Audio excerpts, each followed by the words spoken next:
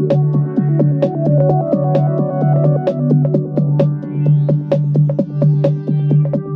listening to the official PlayStation Magazine podcast. Hello and welcome to episode 52 of the official PlayStation Magazine podcast. Here we are gathered, myself and three merry members of the team, to talk about PlayStation 4, which is out very, very soon. I'm going to start by introducing Deputy Editor Joel Gregory and saying that sadly this is his last ever OPM podcast. It's my last. I'm being fired into the moon tomorrow. You're being fired is what I'm hearing. None of those things are true. I'm just leaving. Just to check, Joel, we are going to talk about you leaving later, but before we do that, even though you're going, can we still pencil you in for the Assassin's Creed 5 review? Yeah, sure. Sounds good to me. That's not the one I was really hoping for. I want the Castlevania Lords of Shadow 2 review. Oh, and I did want Dark Souls 2, but I think I might have to give that up now to another member of staff. Another Dark Souls mega who fan. we can bring in now. Yeah, that Dark Souls mega fan is our new features editor, Jason Killingsworth. Hello. Joins us from Edge. Welcome, sir. Thank you very much. Does your arrival mean we can no longer imitate Ethan from Heavy Rain without you punching us in the face? Does it mean I can no longer imitate? I've been. You've had that meme. I think. To death. I think maybe I started it. Okay. You were the inspiration for that scene in Heavy Rain. Jason, If only David Cage had made a scene in Beyond where it was like Phil, then we could annoy you instead, Phil. Phil's got some good news as well. Phil is now our games editor. Yes. Phil, now you are. Now you've been promoted. Other than being paid in dairy leaf slices and birdseed, what will you miss most about being a staff writer? I think. The funny thing is that people will listen to that and think that was a joke, but it sort of almost wasn't. Now you're on craft singles and cashew nuts. You should have seen how much birdseed it was. I think I will miss the general reckless abandon that I was able to sort of saunter around with in my daily dealings. But yeah, it feels good to be Games Ed and enjoying It's stolen my soul. Is your already fabulous hair going to become even more creative now that you've moved up the ladder? Maybe I should. Now you've got those extra. Now you've got those extra funds to go really. There's a little bit of Miley Cyrus in it. I think I need maybe. I think grade 2 around there, and I'm Cyrus. I think Cyrus was the staff writer days. I think you've got to go Nicki Minaj now. Oh my god, what would that look like? So coming up this month, me and the guys will be chatting about our tips for the PS4, the best PS4 launch game. We'll be arguing over the most underrated game of this generation, and we'll also be sharing all our favourite Joel E.G. memories. We'll get to all those in due course, but to begin with, I wanted to talk about our upcoming issue, which we've literally finished today. So it is issue 91. It's on sale the 22nd of November, and there is a big fat PlayStation 4 on the cover, and we would be remiss not to discuss that lovely console that is coming to a shop near you and hopefully a living room near you very soon. If the PS4 is big and fat, what was the launch PS3? Oh god. That was like a planet. Yeah. Its own planet. It really was. I was thinking about that the other day, like how much my original PS4, as most have by now, we probably shouldn't say that, but we have died long ago. Yeah, mine too. And like I was gently holding my Slim in the living room, just because I was taking it somewhere else. I wasn't just and just thinking about how impossible they were to port around, the original ones. They were so heavy. Once they died, you should keep them for exercise because they work quite well as triceps and stuff like that. You just work them. Was it the heaviest games console ever made? It has to be one of the biggest. Yeah. I mean, I should Microsoft Plutonium. Props to mine for lasting this long. It was like a launch day. I'll tell original you board. It only died. It depends if you included the power brick from the original Xbox. Oh, that's that true. That was overall, meaty. But in terms of just the body, I reckon PS3. Well, in terms of the new svelte PS4, Joel, you got to spend a day in London cuddling up to it. Talk us through the day and tell us what the outstanding parts of it were. It was a very nice day. I was sat in a very plush room in the Sony offices in London, which we'll pretend was my house for now. And I got a full day of sort of demos. That's where the fake families live. You know, the smiley people they wheel out for Move adverts. Yeah, was it a lot like PlayStation Home? There were less people doing the robot. But other than that, yeah, basically. It was really nice. So I played some games. I played a bit of Killzone, bit of Knack, which has improved significantly since its E3 debacle, although it's still not great. Played Contrast, which is the free EB that you're getting instead of Drive Club. That's very nice. Looks nice, sort of indie curio type thing. But probably the outstanding thing that happened was when I logged in using my face. Using your face. You pressed your face against the power button. Exactly. Like, turned on. Yeah, head button. So did you go in for a kiss and it accidentally logged you in? You were like, wow, I didn't know I could do that. Yeah, so it's got obviously you need a PSI, and Yeah. then you can turn on the facial recognition system. And you sit there and you line your head up with the wireframe box that it puts on screen, and then you tilt and lean, and it kind of tracks your movements. And then next time you turn on, once you walk in screen, it recognises your face. And it also recognises where the pad is, and when you pick up the pad, it logs you straight in. Do you have to position your face in sort of in a certain kind of plane with the as long as you're within its scope. Like as soon as I walked into its view, it tracked my face. It caught your until I got profile to the and middle, and then I sat down, and then it was like, look, there's the pad. So I picked up the pad, and as soon as they came to like where you told it to play games, it logged you. Cool. So it logged you into your like account on that machine, so you could have multiple accounts as you do now, and it's all seamless. Yes, it's all seamless, and then I got into the lovely UI, which is big and colourful and full of tiles. It's quite familiar. It's like an XMB, but bigger and bolder, and so you've got the tiles that go left to right with all the games on, and then beneath those you've got a sort of cascading list of sub-game options like watching other people's videos or seeing leaderboards or jumping straight into a multiplayer game, stuff like that. And I believe that in previous podcasts we coined a phrase that Sony probably weren't altogether happy with. They haven't said that outwardly to me, but we came up with a phrase called "knack is cack." I believe you're now taking that back. Well, hey, Jack. Yeah, I was actually chided for calling knack cack in an open. Were you being whack? I was Wiggity, whack. wiggity. Yeah. I'm gonna get the sack. It's still not amazing. Okay. It's improved. There's more to it than there was. I mean, it was literally one button the whole time when I played at E3. There's a bit more to it now. It's more of a kind of hardcore, old school type platformer in that basically if you get hit, you die almost instantly. Certainly 2 hits and you're dead. So it's got that kind of vibe to it, rather than it being the kids' game that it looks like. I was going to say, because everyone sort of positions it as a kids' game, isn't that going to really annoy kids? It would annoy me, and I'm like 33. I don't think they want it to be a kids' game. I think they want it to be like old Mario. Okay. So it's like with a kind of Pixar twist. Yeah. Okay. But like me and Jason were discussing earlier, that the levels aren't interesting or big enough to kind of for that to work that well. But it's better than it was, certainly. Okay. Well, I think it was originally going to be a new Crash Bandicoot, so it's not that. I mean, I hate Crash Bandicoot. So you think they were going to turn it into like a mascot for the with sequels, etc.? Yeah. I mean, I think the whole idea with that I see this new generation, like even to the established series, they're trying to give them almost this kind of new IP kind of look. Like I mean, like Shadowfall, like they dropped the numbering and sort of gave it its own branding. It kind of felt like they said, this is a new generation.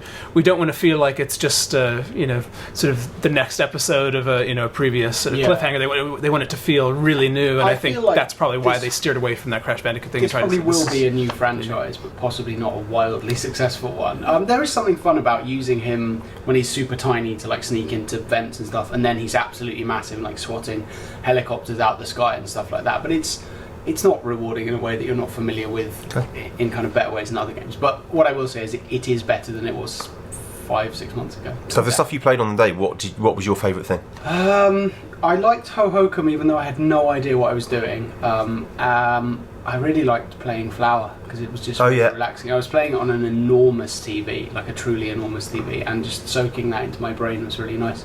In terms of the best game, it was Killzone because that looks amazing. But that has been covered elsewhere. That has been covered elsewhere, and it is in our issue that we just mentioned, issue 91. So do keep an eye out for that. We can't say the score right now, but it will be out there soon. Jason, your first thoughts on OPM was a late night chat with Sucker Punch's Nate Fox on the subject of PS4. Now you've spoken to him about Infamous Second Son and you've seen it for yourself. Do you think it's got a chance of being better than the sadly delayed Watch Dogs?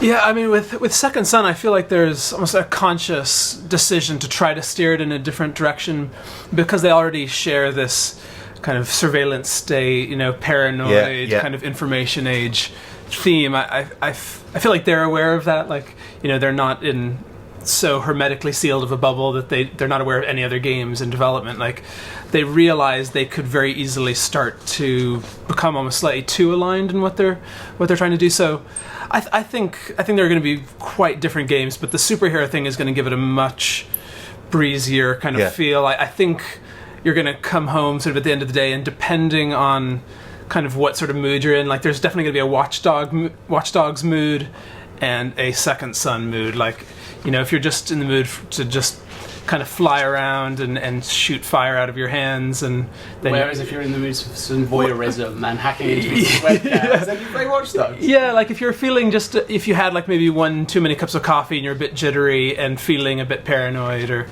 maybe you have a narcotics habit. Flower, I think. Yeah, maybe. But, I've got a gut instinct that I think Watch Dogs is going to disappoint, not to like a level of 7 out of 10s, but it's not going to be the game everyone's blown up to be, and I think Infamous might be like a pleasant surprise. But I mean, this is just a gut instinct. I'm so disinterested in Infamous. Like, I don't really like the series, and I look at this one and I go, it looks quite pretty, but it basically looks like it plays the same, and the main character looks really annoying. And so those two things make me not want to play. What I do think is that Troy Baker, apart from anything else. I don't think he's nice, but he doesn't like act like the guy, and he doesn't act like Delson Rowe, thankfully, in real life. What I will say almost conclusively, and maybe I'm doing PS4 disservice, I don't think any of the first wave of open world games are going to be as good as GTA. No. Assassins, Watch Dogs, or Infamous. No, I forgot to tell you, and this is a good time to tell you. Fired. Not that. We got for making a discussion of Assassin's Creed and comparing it to GTA in last issue. Game Lee called us Muppets on Twitter. Who's Game Lee and why are we Muppets? The game store in Lee, because so a friend of the mag called Holly Cooper right. sent a moaning tweet. Hi Holly, complaining about us comparing GTA 5. Sorry, Assassin's Creed to GTA 5 in the feature, which is an absolutely fair comparison because they're two open world games coming out. The biggest open world game on one format exactly. and the biggest on another at this time seems. And relevant. she wrote a tweet moaning. She said, like, a PlayStation magazine didn't name us, but I knew instantly because I'd read your feature who she was talking about. And I replied and said, "It's a pretty fair comparison, isn't it? You know, for also, those they reasons both we've have just a discussed." wanted level. That's the comparison Well, I was absolutely. making. They both have a wanted level. That's all I said. And she said, like, two complete different games. I fed up with being them compared. And then Game Lee didn't reply to me, just replied to her. And said, yeah, completely different games, Muppets. Okay. And then I said, if there were Muppets in Assassin's Creed, that would be a very different game. I just said they both have a wanted level. And then I took great pleasure in saying thanks for feedback about the magazine. And of course, then because I'd replied and they saw us there, so they backed down and were like, "Oh, we're really sorry. We were just addressing an opinion." Okay, so you're telling me there's nothing similar to pulling someone out of their car and driving off and boarding a boat and kicking somebody over the edge of their own boat. Like those are very, very, like, I felt similarly kind of. Oh well. Yeah, so anarchic. I forgot to say that in the office. I've saved that for the podcast. Breaking news, everyone! I am a Muppet. That's not breaking news. So yeah, I think we're all agreed. Joel, most underrated Muppet of the generation. I don't know really. I'm not a Muppet expert. okay. I just love Elmo. That's. He's not underrated though. No, he's not. That's all. He's not. I always prefer the Muppet Babies to the Muppets. That's a whole. Do you know I know the whole theme to Muppet Babies off by heart? I did know that. And I once sang it at a a man called Gav Worthy. Gav Murphy's non-evil twin. Gav Murphy was talking about Muppet Babies at a wedding, David Boddington's wedding, who's ex of First Play, and name dropper, yeah, Gav Murphy, Dave Boddington. I was just talking to and he mentioned it was like his favourite TV show when he was little, and I said we were both quite drunk. And I said, "I know the theme set off by heart." And he went, "No, you don't." I went, "Yes, I do." And then in the middle of this wedding, I proceeded to sing it all. Ceremony, right? It was like it was like when Speak now or forever. It's like when they're walking back down the aisle. You know, it only just about went over the organ music. This is one of your SingStar purchases, isn't it? Oh, that would be amazing. I would actually. Maybe I should learn it on the guitar. This is not a thing to be revealing publicly. Yeah. So, favourite Muppet Baby? I don't know any of the Muppet Babies. Well, there weren't that many. The little one, oh yeah. That many Muppets. Animal was cool. I thought Animal was better as a Muppet Baby than a Muppet. Okay. Go bye. Was there a little Beaker? Was he? Yeah, Beaker, Bunsen, Beaker. Meeker. Gotta be Gonzo. Let's move on. Let's talk about Drive Club, because that is, along with Watch Dogs, that's one of the two games sadly missing from the launch lineup that were supposed to be there, and therefore no review of that in the mag this month, or indeed for the foreseeable future. Phil, you are our racing expert. Has the delay dented your hopes for the game long term? It has, and I wonder what could have been wrong with it to miss the opportunity of being the game that everybody has at launch for free and that everyone plays because it's I think that's so... the thing, isn't it? Yeah, the fact that it was going to be in everyone's hands by default, you'd have to think there must be something seriously wrong with it for them not to want people, because they're not going to get that chance again, really. Yeah. I mean, like, page 1 of the design document for Drive Club is everyone plays together online. Yeah. Otherwise, it's just like a fairly sort of mediocre driving game. I mean, by the sounds of it, there's car porn. The graphics look brilliant. The atmospheric density simulation looks fancy and everything like that. But really, it's the hashtag and the. And the other challenge is that when it was going to everyone, like when I played it, it felt a lot more. I don't want to say niche than Motorstorm, but aimed at like the hardcore driver, as in it seemed much more difficult, much more serious. Now taking that out of the hands of every user and making it maybe more niche than Motorstorm seems like an even I'm challenge. confused by Drive Club, because when we saw it revealed at the PlayStation meeting all the way back in February, it looked to me like it was going to be kind of a Gran Turismo challenge, like really detailed, like super, like loads of cars, uber realistic simulation. And then I played it, and while it is more simmy than Motorstorm, it's not a full simulation. It's sort of halfway between the two. Quite a lot of kind of drift driving, and even someone like me who's not really good at races could get to grips with it quite easy. So it's now fallen a bit between two stools, and that's made me sort of stop caring about it. Combined with the fact that I played Need for Speed, and that's really, really good. So yeah, it's just kind of, I don't know, it's fallen off my interest radar a little bit. I hope that the delay is down to them realising that their various race types aren't interesting enough, because that seems to be the biggest problem to me. And I should say I haven't been hands-on with it. I can't comment on the handling.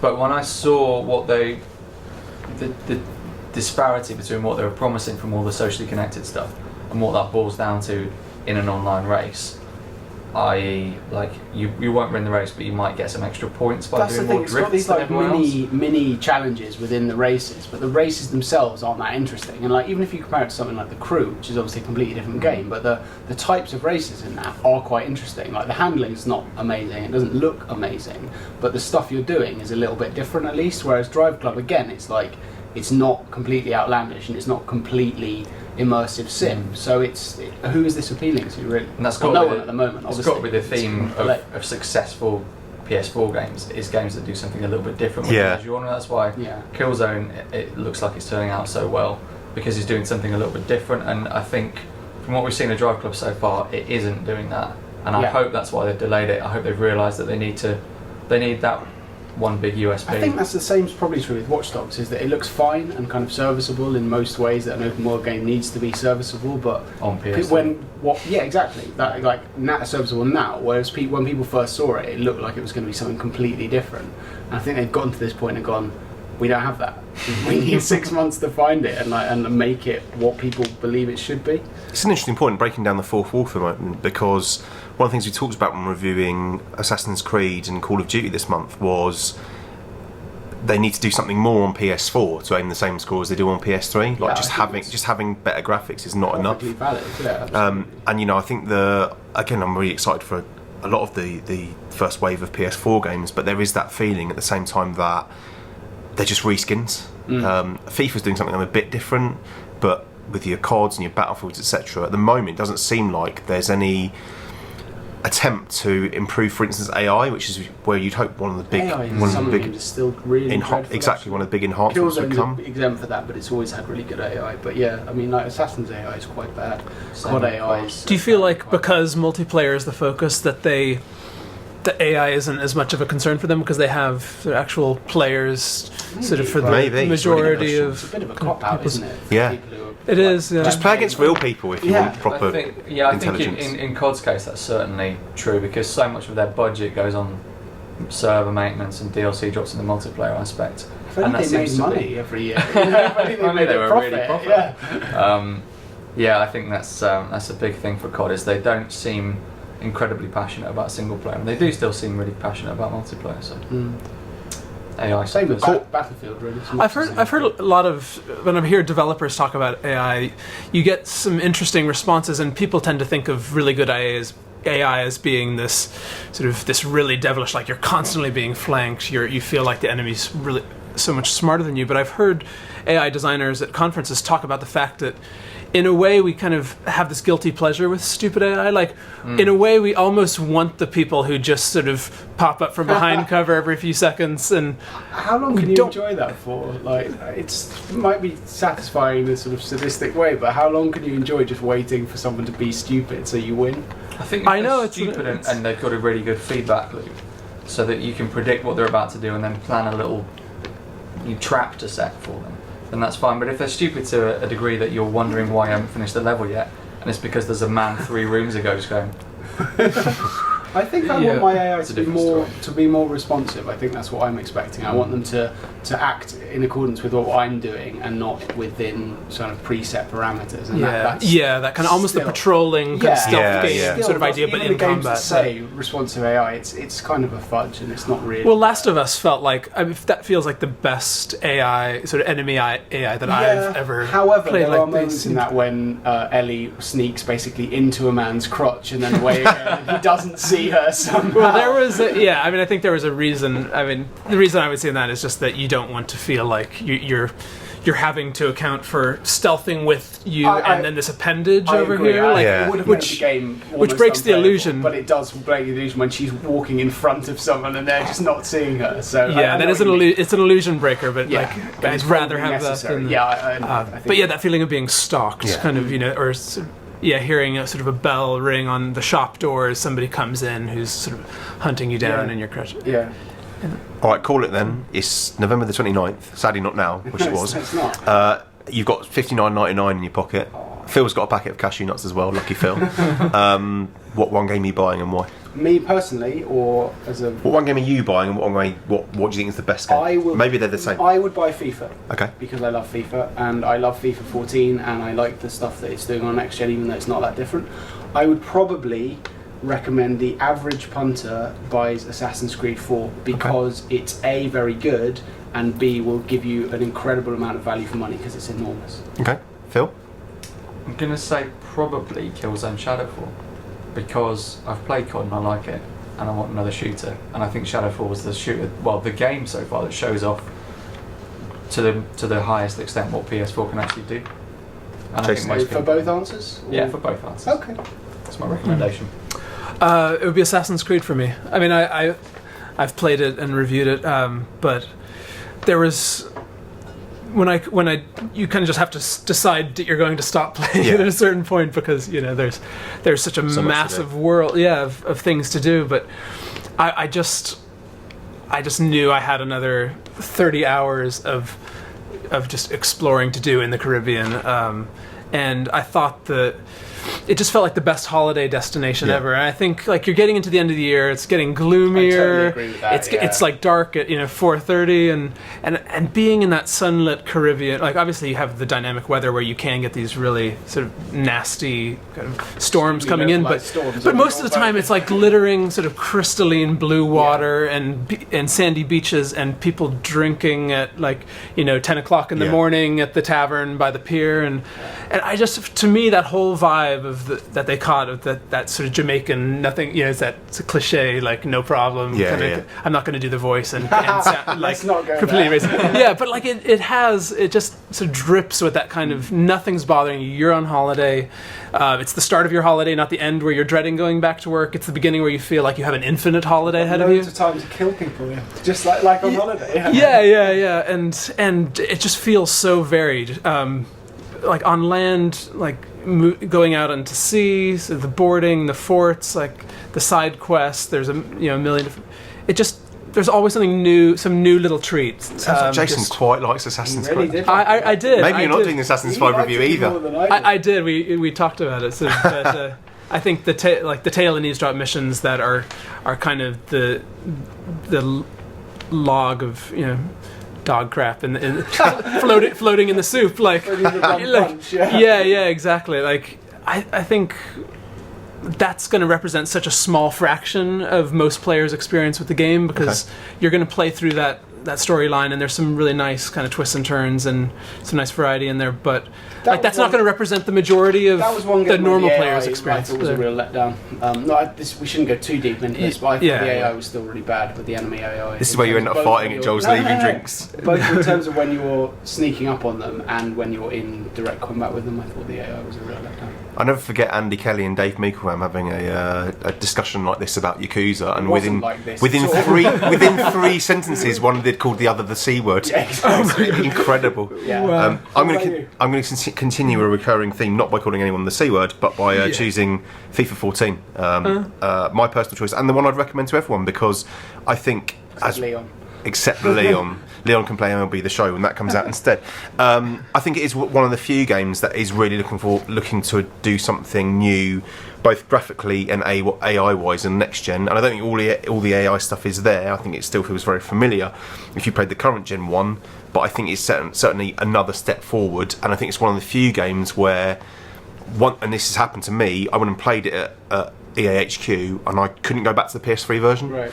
I don't know if that's true of Assassins. I don't know, if there's any change graphically. I played the PS3 version, and I think it's a decent looking game, but after PS4 I could see every little imperfection, every frame rate slowdown and every bit of tearing and stuff like that. It was horrible. And I think anyone with even a passing interest in football is going to really enjoy FIFA this year, so that would be my recommendation. But we've reviewed this month in the magazine Assassin's Creed, which is also on the website officialplaystationmagazine.co.uk, as well as Killzone, Shadow Fall and Call of Duty Ghosts on Next Gen. So please do check the mag out. As I say, it's on sale the 22nd of November, issue 91.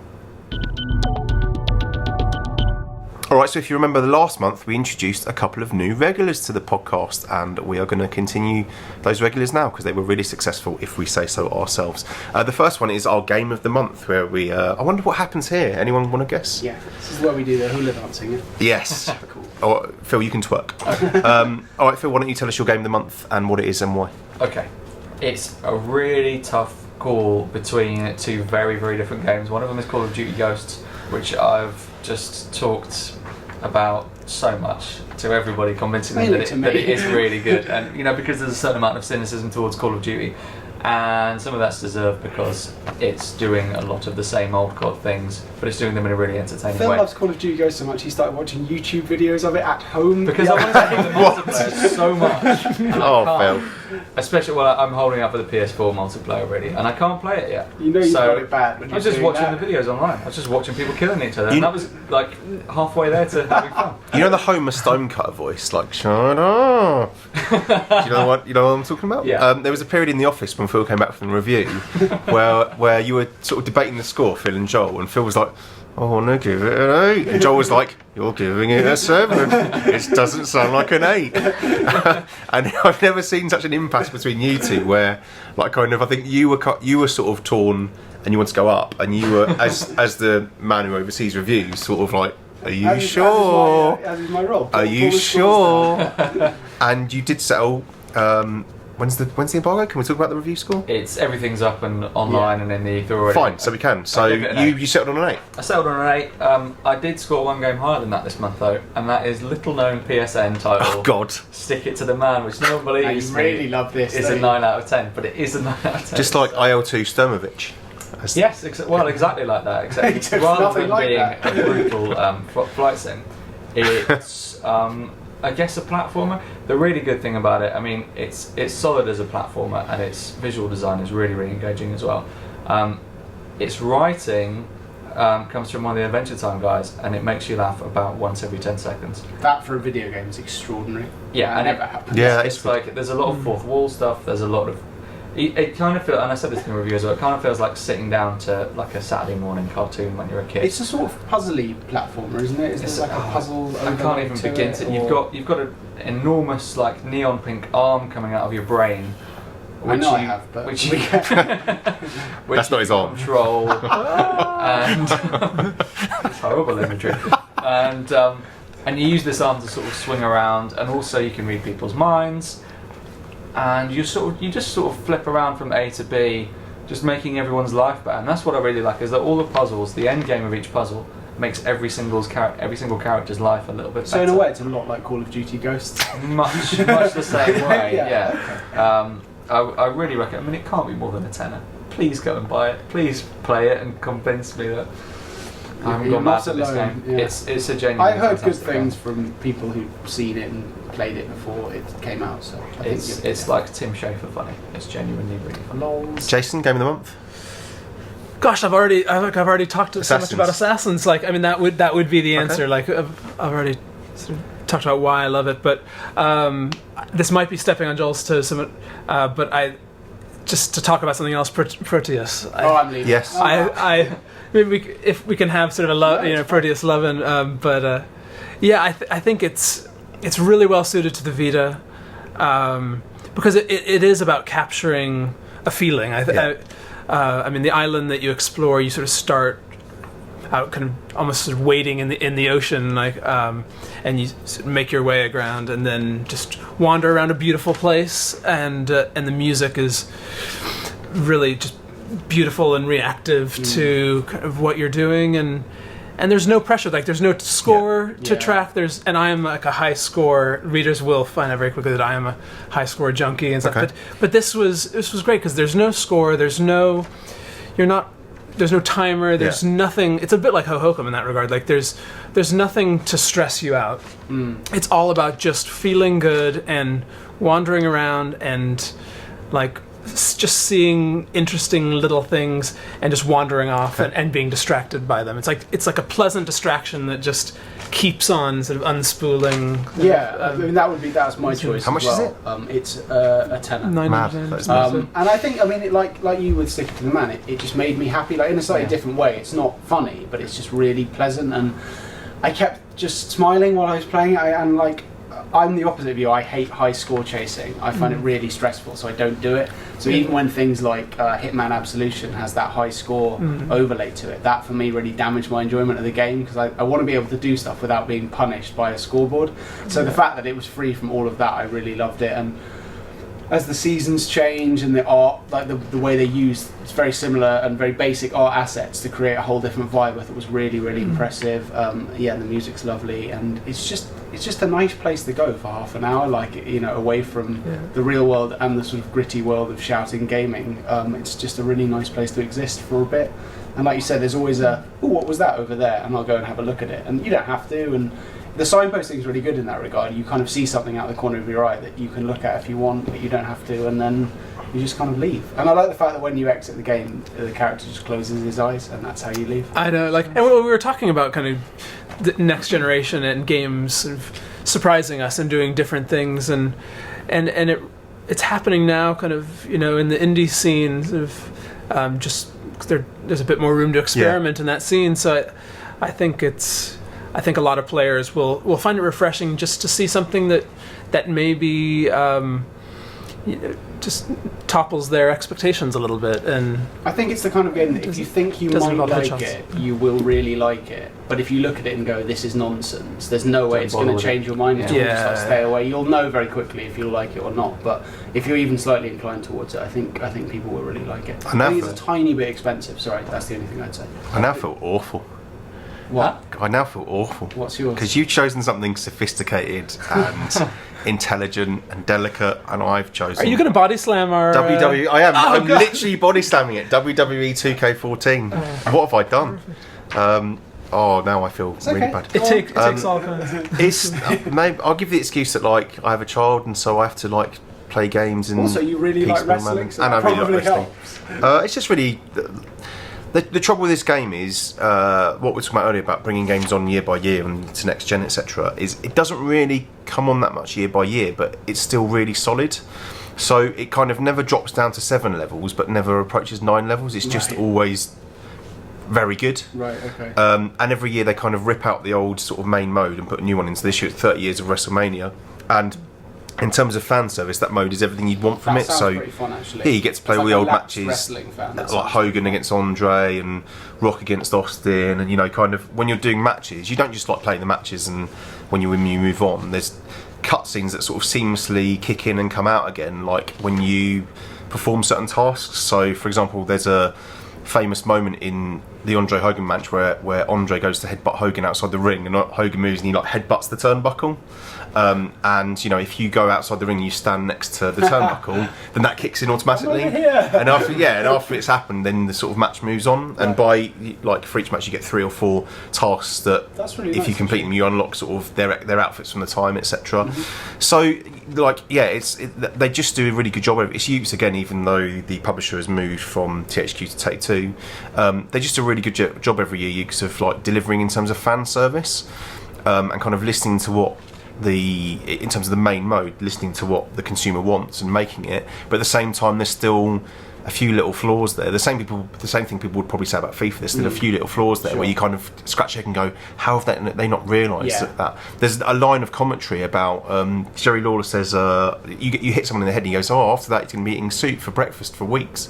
And it's been in there for about 7 or 8 years. It's like, it's how have you not taken that line out? All the big things, but no one sees the small stuff anymore. Yeah. Whereas the small stuff, the games, especially, I mean, it's not quite the same feel because it's sports entertainment rather than sports. But the games like FIFA and MLB The Show and NBA, Phil, me and you are big fans of. It's the small stuff is why they're so good. Yeah. They get the basics right, and then they also get the intricacies right, and that's where WWE really needs to move on next gen to succeed. But you know, it is my game of the month. I'm really enjoying it, and if you're an old school lapsed wrestling fan, as Joel is, then definitely dive into it. I think people who make annualized games probably like making a magazine. Like there's probably a lot of similarity in the kinds of things you do, just in terms of like you have your your readership or your fan base, and in a way there is a fan service involved in kind of delivering kind of the same type of things each time, so they know what to expect, but then just finding those little creases in which to sort of, you know, maybe that's what the, play with expectations. The Infinity Ward guys keep saying is that they can't change COD that much because people will be furious, and COD online specifically is essentially a sport now. So if you change the rules of a sport, the fans of that sport are going to be up in arms. And while we as game journalists can all cry out for innovation every year, it's just not realistic with something like that, because if the basics are right, then and there's got so many fans that would be disappointed, you can't just rip it all up and start again, can you? Yeah, I mean, it's true to an extent in COD's case. I mean, like the timings of like bringing up the iron sights and things, and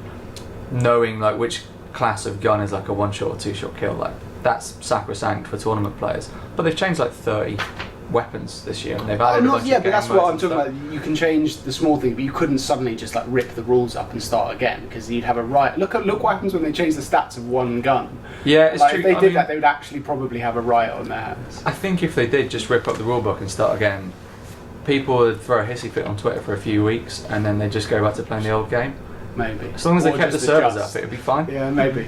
Alright, we talked about the games that we're enjoying right now. I want to talk about some of the games we've enjoyed in the last few years that maybe haven't got the praise they deserved, because this month's debate is what is the most underrated game of this generation. Everywhere on the internet the last week or so, people have been naming their games of the generation, and they've all been fairly obvious choices, and there have been some nice articles written about them, but they haven't really provided that much food for thought, in my opinion anyway. I think this one would be nice to hear what you all think are the games that maybe deserve more credit than they got at the time. Jason, let's start with you. I scribbled maybe 4 or 5 in the margin of the piece of paper I'm holding, and I've got to go with Michael Jackson: The Experience. Wow, who was expecting that? I think Sarah Dyton reviewed it first. I think gave it like 3. I'm glad you laughed, because that was completely. There was nothing remotely serious about that entry. I'm looking over your shoulder now. I might have to say BioShock 2. You're a big fan of BioShock 2, Joel. I'm a huge fan. And Phil doesn't like it. This is one of the few things that we fall out about. And I don't think it's the most underrated game because it didn't score well, because it has an 88 on Metacritic, so it scored really, really well. But it was just people just kind of said, okay, new BioShock game, great. It was nice to revisit Rapture, and then moved on. Like very quickly, it just kind of faded sort of out of the kind of headspace of gamers and the press as well. And I just feel like it was so, to me it felt really special. Like it felt like they had bettered the first game. I suppose that's maybe a somewhat controversial opinion, because the first game is so highly regarded, but to me it was a better game in every way. Like it had a more emotionally sort of affecting storyline. I mean, they introduced the Big Daddy in the first game, but for a character called the Big Daddy, they didn't actually really explore the fatherhood kind of idea in full until the second game. And I'm looking at Phil. I think he's choking back blood. Ken Levine's listened to this and just ripped off his Christmas card to you. he did. I know what you mean. I think it was always fighting a losing battle, because it was the sequel to one of the most highly revered games of all time, made by a different studio. So I think the easy thing to do is look at that and go, well, it's not as good. Even before you've played it, you go, it can't be as good, because the first one was so great. These guys don't know what they're doing. It's a different team. And it's a sequel, I think. I think that. And while I wouldn't necessarily say I think it's better than the first one, I think it's very, very close to being as good. And I think you're right. While that's a reasonably high score, it's maybe not quite high enough, but it's certainly high. But I think you're right. I think it just got dealt with and swept under the carpet, and it doesn't ever get raised in those discussions about the great games of the generation, ever really, that I've seen. It's living in its older brother's shadow, kind of. Absolutely. And it actually, I think one of the things that made the second one it hit me a bit harder than the first one is that the first one had the amazing Sixth Sense kind of twist, but then it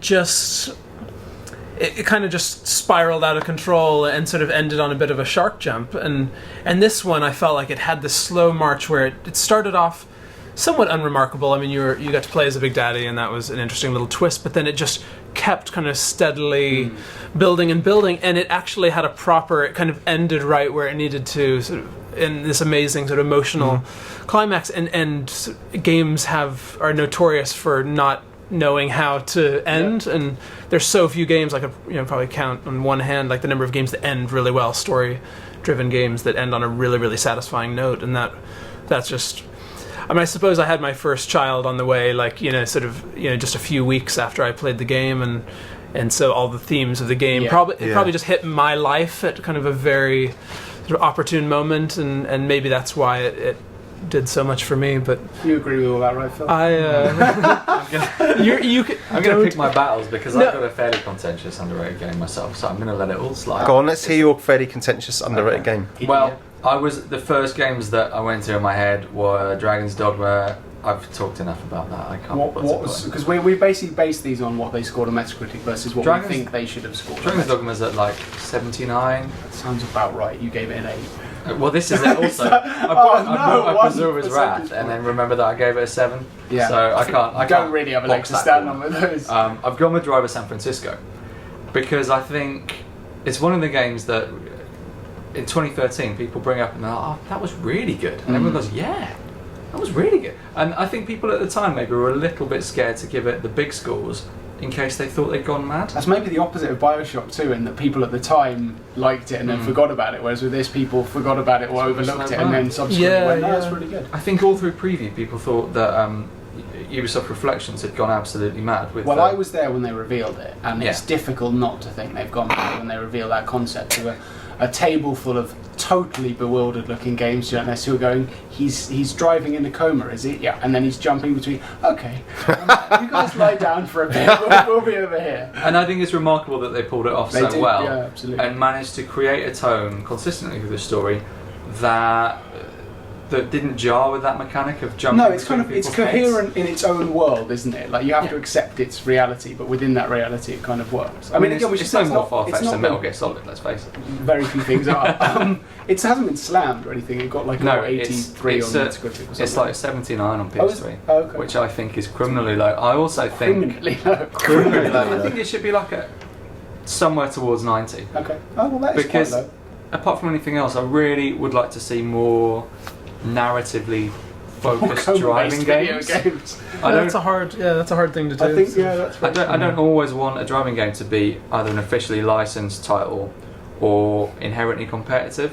I think since you're in a car driving around, you're a captive audience for narrative, and it's a perfect time for narrative. I think that's a really valid point, actually. I think you're right. I think there are so few driving games which don't just make the driving the competitive aspect of the game. I think that's really good. So, well, we've got none now because the industry sees Driver San Francisco and thinks we're never trying anything like that again. Well, you've got Reflections, sort of working on Watch Dogs, and that's so. there's some interesting possibilities for. Oh yeah, I wonder how the crew's going to turn out with It's not like that. I'll tell Eden you that Games for sure. from Test Drive and Ubisoft Reflections. There's no narrative to it really. Well, this it's is just it, race. yeah. It's just different kinds of race. They're both sort of Funny enough, renegade but- racing studios that have played it really, really safe. Yeah. Joel? So I've got a few, and again, it's just things that I think have a lower. It's not that they've been panned, have a lower score than they deserve. One is Bulletstorm, which is standing at 83 on Metacritic, and Still should probably be near a 90 for me. One is Shadow of the Colossus, which is a very respectable 91 on Metacritic, but I happen to think it might be the best game on PS2, so I bumped that up a bit. The other one's Dark Souls, which could never be high enough, which is on 89 and should be nearer 100. But the one I'm going to pick for a very specific reason is obviously Castlevania Lords of Shadow, Okay. which got an 85 Metascore, which isn't necessarily bad, but it's 7 points lower than God of War 3. And it's absolutely better. This But one I bang again, this drum this old so chestnut. I'm not really going to go over it again because The this chestnut's is cracked and something I- broken all over the floor. I've banged this drum so many times, it's super loose, but it's a better game and it scored significantly worse. Was so. it Nathan or Leon you had a big argument with? No, about Leon this? agrees with me and Nathan doesn't, but Nathan's a massive God of War fanboy and has never played Castlevania, so yeah. I loved it, but I also thought it was incredibly bloated. Like it was a long, like It was really long, but I felt like it could have been pruned down a bit and then had I'd sort of more agree with that, but I punch. thought some of the best stuff, particularly the best puzzles, were in the last third. So for me, it kept me, every time I thought this is getting a bit much, it would draw me back in with like a really interesting puzzle. And the combat, I think, evolves just about steadily enough over the course of, it's like nearly 20 hours, I guess, which is really long for a game like that. But Yeah. I love it. And again, I'd say it's just mainly underrated versus its closest competitor, which I think is definitely better than. Yeah. I also had Bulletstorm on my list. I absolutely love Bulletstorm. It's probably my favourite shooter on PS3.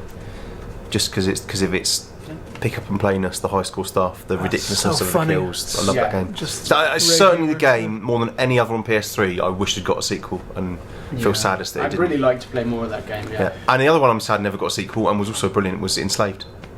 I nearly mentioned Slave's that really as well, good. actually. But I think And it's also on I think Jason's it list. scored about right, but it was a very not. It was underappreciated, if not underrated, I guess. My number one, because it was what I wanted from it, which is to be a kind of shooter version of Hard Boiled with loads of stupid crap going on, and again a bit like Should've Bulletstorm to guessed be this. really I really should've arcadey. guessed I think this. I know. Remains to this day Stranglehold, Oh, there it Of is. course, it does. because it was quite the early days of PS3 where you had COD hadn't become Modern Warfare yet, and there were a few other decent shooters knocking about, but it did something different and unique for that time period. And what it did, I really enjoyed. I'm surprised you didn't say Sleeping Dogs on a similar note. Well, Sleeping Dogs got a 9, which is obviously the right score in It didn't OPM. it So, didn't Armag, but but I- it didn't across the board. so it's correctly rated in our magazine, in my humble opinion. Okay. So yeah, I couldn't choose Sleeping Dogs. Plus, that chestnut is Yeah, not, that it's chestnut like inside the disintegrated. other chestnut, yeah, yeah. that's smashed in smithereens. So I'll pick Stranglehold and stand by that. Stranglehold you can probably buy like for like $2.99 now. People probably pay you to take it out of the shop. It's taking up space. And if since- that's what a recommendation, I don't know what it is. You guys all snuck in kind of some of your additional ones. So I'm go on. gonna throw Vanquish in there as well. I think Vanquish was like the sense of crazy Japanese mayhem, like just the knee slides was just the most fun sense of out of control speed, and it just worked so well with the shooting. Like it was such a fun hybrid mechanically, I It's didn't like mechanically Vanquish at all. immaculate. it is so polished. Like I really didn't get on with it at all. I think Really, it is like, what mechanically- kind of made I think it- what kind of mechanically made it it's fall great, over but for you? I found it boring. Like once I played an hour with those mechanics, I found it quite boring. Knuckles are cracking here. No, I Tension's totally. It's one of rising. those games that I appreciate why people like it, but I don't like it. Like Yeah. it's not that I think it's bad; it's just not for me. I found the monotony of the color palette quite grating after a while, and I just felt like I was doing the same thing over and over again. So we've had some disagreements, but I think if you're just buying a PS3 now at Christmas, like a generation behind, then Really cheap, we've I just imagine. you've just got about 10 games there you can pick up for about 50 quid and Yeah. have some really good times for 12 months. So do it. absolutely. Right, it's time for your reader questions and then for us to pack up and go home. So question 1, 41 Gaming asks, what are your biggest concerns regarding next gen gaming? Jason. Biggest concerns. I think my biggest concerns are probably the short-term prospects. I mean, the standard launch window kind of experience on the next-gen hardware, and you have a lot of games that are hamstrung by straddling the two generations. I mean, that's... Is there a name for them yet? Tweeners? Tweeners is good. Yeah. It's not a huge one, and it's definitely not something that I think would put anybody off getting a new console. But yeah, I mean, you just feel like, you know, the technology just wants to come sprinting off the line, and yet it's got this sort of, you know, like prison kind of ball and chain sort of, it's sprinting along, and it's kind of dragging the last gen version behind it. And I guess tied to that is price. You know, do you want to be paying on top of paying 400 quid for a console? Is it fair to be paying £60 for a Call of Duty game that's just the same thing in a different skin? I think mine's the same. I just worry for how long games are going to be hamstrung by that. I don't think they will be forever. And if you look at next year's release calendar, there's some stuff on there that you think, well, that would never have happened on PS3. But I think just the longer we go on with games that are essentially upscaled versions of what we have now, that's just the only thing that worries me.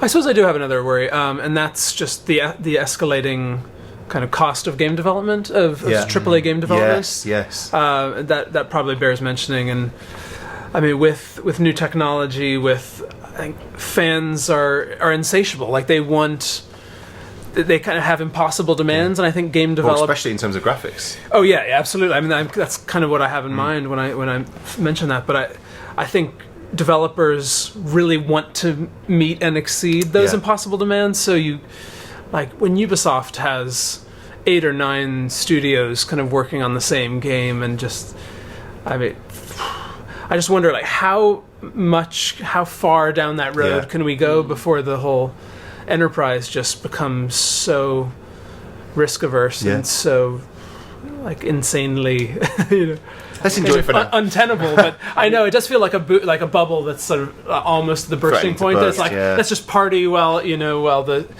stock price is still high. Goes really well, right? and then let our kids sort of sort out the fallout. But I think mine ties to that. My worry is that devs are going to go mad with power in terms of the hardware ceiling having been lifted, and forgetting how important it is to have a solid concept in the first place, and being mindful of games like Hotline Miami that were made in Game Maker, and is a fantastic game that would run on a phone. And I worry that devs might tend to sort of slip back into the old designs that have been tried and tested. The concept. I suppose you do have to decide where you're going to spend your time, and like if you're giving 98% of your attention to, particle effects, maybe that 2% you're spending on game design is probably not the best use. This is the sort of the time in the gen when all the big studios are going to be working on making the engine that's going to power the next 6 iterations of the big cash cow. So Question 2, Ronnie McCullough asks, what game are you most looking forward to on PS4? Let's discount the launch lineup because we talked about that already. Joel and I are going to sound like a Greek chorus, like singing in unison. Well, I think I've gone for on PS4. I've gone for Metal Gear Solid 5. Ooh. Okay. You're going to evangelise Dark Souls here. I was, but I guess it's it hasn't been announced for next gen. As we said earlier, it still feels like a next gen game to me. It feels so much like what game am I most looking forward to? It's Dark Souls 2, but PS4, I think it's got to be Metal Gear, because again, that's something which for me looks like a game which couldn't have been made on PS3, like that. Yeah. That level of detail and that level of open world and that level of freedom looks like something that we could have only had on PS4. And on that similar note, the other thing would have maybe be The Witcher 3. Okay. So what was your choice that you thought you were going to... Well, I mean, I had Dark Souls in my head. Like, I'm still kind of thinking of it as a next-gen game because... next gen. You would think. It might do. It doesn't really need to. Yeah, I mean, it works in current gen, but... gosh... Assassin's Creed 5. Phil, while Jason's thinking... I'm going to go Witcher 3 as well. I think it's the game I will end up spending the longest time in. I thought you might have said Destiny. I think I'm going to enjoy Destiny a lot. I think I'm going to spend... Oh, that is good. Nice. Bootylicious. I'm going to spend more time in The Witcher than Destiny, I think. And it's something of an unknown quantity, because the previous 2 Witcher games have been not open world. They've been narratively driven, and you've been flitting between characters as much as between scenes, and this is an open world. I don't know how it's going to play with CD Projekt at the helm. It does look, I saw quite a lot of it at Gamescom. It does look pretty incredible. I mean, graphically it looks beautiful. Even like just the way the dialogue looks really impressive. The script looked good. Like everything. Combat looks fantastic as well. Well, that actually weirdly, I think there was the guy at the helm of the demo was cocking it up, but he managed to just use the same one power. But that does look amazing. Yeah, Destiny. I mean, I will throw Destiny out there. I think Bungie, with sort of that Everest of cash, kind of sort of landsliding into that game. It's going to be amazing. Like, and I'm really interested in sort of shared worlds, kind of the seamlessly shared world kind of direction that games are going. This sort of new wave MMO single player hybrid, and I just think there's amazing potential there for. And well, Dark Souls is the proof of concept that it's just incredible, like to have players just kind of show up in your world and feel like there's this living kind of another journey breathing thing happening. People to that, yeah, to as absolutely. Well, when you just go, oh look, there's a person, oh, and they've gone again. Like people just weren't expecting it, and it's a really lovely touch, and it just it works better than you might think it would on paper. On paper, it sounds like, hey, there's someone in my game, but actually, it adds a kind of welcome level of kind of fellowship to your experience. I'm going to say MLB 14 The Show. Of course you are. And before everyone listening out there groans, go and look at the MLB The Show reveal video, MLB 14 The Show reveal video on PS4, and look at those amazing beards, because it does see some good beards. Swings from side to side. Good hair swinging. Even if you don't like baseball, you'll love the beards, I promise. Question 3, Martin Bowell asks, are you keen to see Sony's Oculus Rift type 3D headset make it to the shelves, or am I alone in wanting 3D tech to succeed? Phil? I don't think that alone is going to make 3D tech succeed for starters. I'm very much looking forward to it. I've played around with Oculus Rift, the standard def version, and everything I've read about it is that it's like staring into the eyes of God himself. Yeah. And then I put it on and I got a bit of a headache, and the resolution's quite low. I'm very much looking forward to a 3D HD version of that experience. I think that will be really immersive. At the same time, I feel slightly weird sometimes about having a steering wheel below my games and console and stuff. So the fewer peripherals, the better to an extent. It's got to be really good to justify having this very expensive, very weird David Cronenberg looking device next to my TV. I can't see in 3D, so it doesn't affect me. You can decide between yourselves. I haven't tried Oculus Rift, but I'd heard most people say it's incredible. But I know I'd feel sick. And also my ongoing problem, which I've said before about wearing a headset like that, is I think someone's going to punch me in the crotch. Phil? I've tried the HD Rift, so I can speak to that. I got to play the Unreal 4 demo, sort of the Elemental demo, sort of with Oculus Rift, sort of 1080p headset on, and it was amazing. I mean, did anyone punch you in the crotch?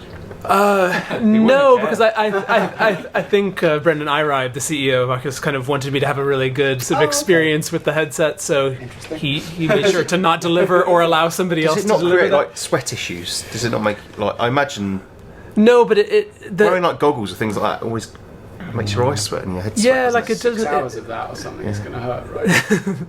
I mean, the thing that was amazing for me was, and people talk about, well, how does this actually impact? What gameplay ramifications could this possibly have? And I don't think it's so much that it changes gameplay, but the sense that it changed was the sense of space, like the sense of having a character in the game in your personal space, because like that big knight in the Elemental demo, when I was standing close to him, I had this sense of I need to move away from him, and so it had this like emotional. The word visceral is a horrible played out word, but like it did have this real kind of primal sort of response of like there is this character who's in my personal space and not just on a screen that I'm moving from. So horror games, like there's like so much potential there for that. Do you think it would get difficult after like a 4-hour marathon session with that headset on? Is that not going to get in terms of comfort? Yeah. I think that's a problem that they have ahead of them, and I think they're well aware of that problem. So they're going to be pouring a huge amount of testing into wearability, to comfort, and the motion sickness thing. They just have to absolutely stamp out. Like I'm sure I'd get that really. They just know that it won't work at retail. Sort of with people complaining about that. I mean, sort of. I know it's a PlayStation podcast, but Nintendo, with the 3DS, that was something that they like they didn't really think that through ahead of time. Yeah. And so the cautionary tale is out there, and Yeah. Oculus like has the smarts to come at that problem and figure it out. That's a very good question. Question 4. David Pakalok asks, what are your plans for the midnight launch of PS4? I've written in big letters, work, exclam. Well, Joel, you definitely won't have to work. I won't have to work. It's a Friday night, so I'll probably be out. I haven't actually secured a pre-order because it's a long story. So I probably won't be in a queue to get a PS4. I'll probably have to wait for a bit. So I don't know, Friday night out somewhere. Phil and Jason might have to work as well. They just don't know this yet. If not, what will you be doing? If not, I'll probably enjoy my usual 8:30 bedtime and just be asleep all the way through it. I've been like enjoying going to Is this a new going thing? to sleep ridiculously early lately, and it's getting earlier. Like This is not Nicki Minaj behaviour. I said be like Nicki Minaj. The window between me being at work and asleep is getting towards 2 hours now, and I don't even. It should be sad, but I went through a phase like that. I was like 9:30 for about 6 weeks. It was really lovely. It's so really brilliant. relaxing. So with any luck, You're I'll not be even- asleep. you're not- Realistically, I'll be reporting on the site. Also. You're not Miley Cyrus, you're Joan Armstrong, the woman who sung What If God Was One of Us? That's- 1994. Was her name Joan Armstrong? I don't think anyone's going to call you out. If you It was Joan Osborne. Joan Osborne. Oh, so close. Joan Osborne. They are Phil called Joan out. Osborne Ivanyuk. That's me. I always find it like I always really enjoy these events, like just from sort of observing how kind of the fans sort of interact. Yeah, with these. yeah, So yeah. I think we have a much different relationship with consoles because we actually get a lot of time with them sort of ahead of the release, and there are a lot of fans who just they're not able to take that road trip to go to an expo where they can play it ahead of launch, and that really is their first time actually putting their hands on the DualShock 4 and getting to fire up a next gen game. So I think it's almost like sort of being a parent and watching your kid experience these like play Super Mario Brothers for the first time or something. Like there's just an enjoyment in seeing somebody else kind of have that first wow moment, and so I enjoy watching videos of people like, so that's probably how I'll be reporting on it in some respect, I'm sure, but like I really enjoy seeing just fans' eyes just so wide, as they're taking that box and then out of the there's shop. always that troll who buys one and smashes it in front of the queue because he can. Overprivileged twat. It's Well, we will have full coverage of the midnight launch on the 29th of November and of course 28th of November in the build-up on official PlayStation magazine. Maybe So that's not a knock off early though. On official PlayStationmagazine.co.uk, so please do stay tuned. The final question, Phil, if you could hum Goodbye by the Spice Girls in just gently in the background right about now. I don't know if I know the difference between that and Viva Forever? Viva Forever. If you just do both. They were very. While Joel Let's answers. do a mega mix. Joel, it is It's quite annoying actually. it is the now end. that we've come. Oh yes, to the end of the road, etc. Yes. Now that we've come to the end of the road, and I can't let go. What's been the pinnacle of Did your? Joel cheat on you? He did. What's been the pinnacle of your 4 years on OPM, and what will you miss the most? There's been some lovely things. I think getting to go skydiving for Yes, a photo dressed as shoot, James dressed Bond. as James Bond was pretty cool. Getting to dive with sharks was really incredible. Getting to travel a lot, specifically going to Japan, even though it wasn't for very long. Something I probably wouldn't have got to do maybe ever if it wasn't for Can I the just job. say, feels like almost turned his back to Hang you for you on. leaving. It's like, However, the honest truth is that the fact that in all my time here, I've never woken up and thought, oh crap, I've got to go to work today. Yeah. Because I get on with everyone so well and the job is fun. And I've got to give a shout out to my bromance with Phil, which has been a beautiful thing. Phil, how will you go on? As Celine Dion may ask. Well, I can tell you one thing, my straps are going to get about 99% worse because every strap that goes in the mag is quite a collaborative process at the moment. After this, it's just going to be game is a game. Game is a game. Sports game is a sport. Yeah. What we miss most about John? That you can actually say on it. I think we've got a decent brain trust in terms of assembling our page furniture at the moment, and it's all going to go to pot. If you notice that all the tags, straps, crossheads, everything on my reviews takes a steep downturn. That's Joel. I'd like to hope I'll be able to help out on that front, Phil, but we'll see. Yeah, thank you very much for everything, Joel. The last 4 years, your rise up the ranks has been astronomical and much deserved. I'm sure our readership listening right now will miss you, and just want to say cheers for the memories. Thanks. Well, hopefully my words might still be in the magazine on a far less regular, but maybe occasional basis from time to time. So if this was like the Christmas, all right. if this was like the sort of Christmas, the New Year's Eve Top of the Pops, and you had to choose the song to play you out. And I know like your End of the Road and Goodbye are obviously big songs for you, but you can't choose those. What would be your exit music? I touched myself. Let's go with that. And on that note, that's it for this month and Joel's full-time OPM career. Don't forget you can keep up with the team on Twitter at OPM_UK, Facebook at facebook.com/official PlayStation Magazine, or on the net at officialplaystationmagazine.co.uk.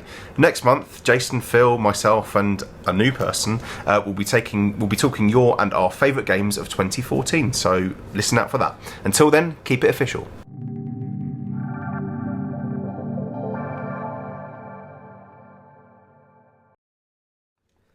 Hello and welcome to episode 52 of the it's great stuff. Yeah!